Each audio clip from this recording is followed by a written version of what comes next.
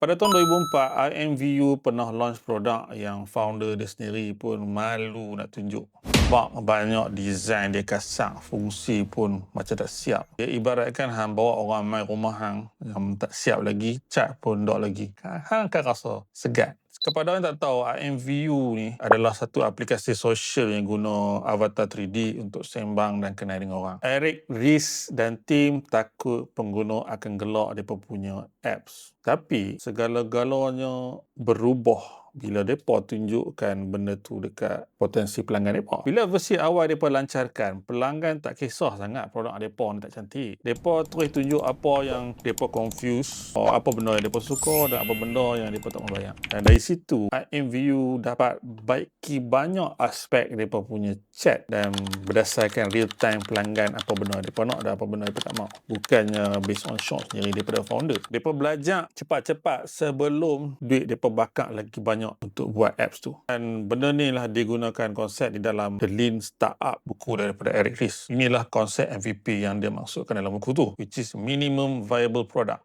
Dia bukan produk yang hang buat cincai. Dia bina satu versi yang mudah untuk pelanggan uji, mereka suka atau tak. Sebab produk yang belum sempurna, benda tu boleh dibaiki. Kalau produk tu dah perfect, tapi orang tak mau, benda tu kerugian yang sangat mahal. So, better rugi masa hang masih lagi kecil daripada rugi masa hang tengah spend banyak dah.